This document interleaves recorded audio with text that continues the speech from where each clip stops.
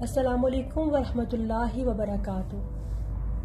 تاریخ کے جھروکوں سے مولانا روم کی بیان کردہ ایک بہت خوبصورت حکایت کے ساتھ آغاز کرتے ہیں کہ جس کا مفہوم یہ ہے: حق تعالیٰ گنہگار بندے کی ندامت سے نکلے ہوئے ایک ایک آنسو کو شہید کے قطرہ خون کے ہم وزن رکھتے ہیں۔ یہ قصہ ہے ایک سارنگی نواز کا جو بہت خوش الحان ہوا کرتا تھا۔ اس کی آواز پر مرد و عورت بچے سبھی قربان تھے۔ کبھی مست ہو کر گاتا ہوا جنگل سے گزرتا تو چرند پرند اس کی آواز سننے کے لیے جمع ہو جاتے۔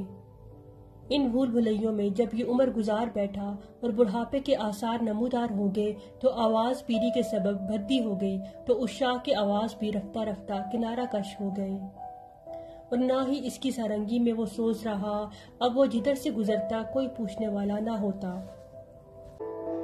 نام و شہرت سب رخصت ہو گئے، ویرانی اور گمنامی میں فاقے پر فاقے گزرنے لگے۔ اس پر بے کسی کا عالم تھا۔ خلق کی اس خود غرضی کو دیکھ کر ایک دن بہت مغموم ہوا اور دل میں کہنے لگا: یا اللہ، میں خوش آواز تھا تو مخلوق مجھ پر پروانہ وار گرتی تھی اور ہر طرف میری توازے اور تعریف ہوتی تھی۔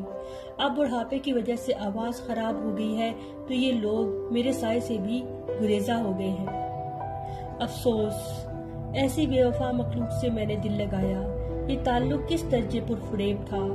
کاش میں تیری طرف رجوع ہوا ہوتا، اپنے شب و روز تیری ہی یاد میں گزارتا اور تجھی سے ساری امیدیں وابستہ رکھتا تو آج یہ دن نہ دیکھتا۔ سارنگی بجانے والا دل ہی دل میں نادم ہو رہا تھا اور آنکھوں سے آنسو جاری تھے۔ اس نے ایک آہ بھری اور خلق خدا سے منہ موڑ کر دیوانہ وار مدینہ منورہ کے قبرستان کی طرف روانہ ہو گیا اور ایک پرانے غار نما گڑھے میں جا بیٹھا۔ روتے ہوئے اس نے عرض کیا: اے اللہ، آج میں تیرا مہمان ہوں۔ ساری مخلوق نے مجھے چھوڑ دیا ہے تو اب بجز تیری بارگاہ کے میرے لیے کوئی پناہ کا نہیں ہے۔ مجھے پناہ عطا فرمائیے۔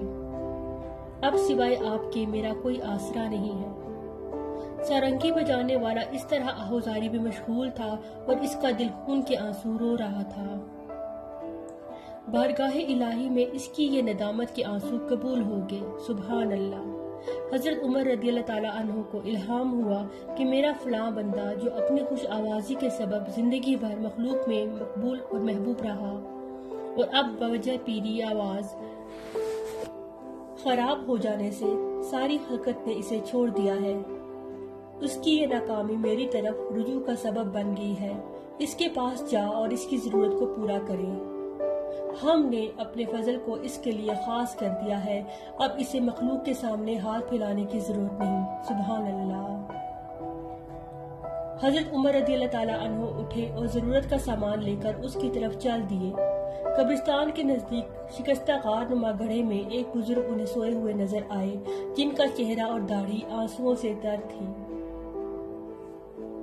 حضرت عمر رضی اللہ تعالیٰ عنہ اس غار کے سامنے کھڑے ہو گئے تاکہ بزرگ بیدار ہوں تو ان سے ملاقات کروں۔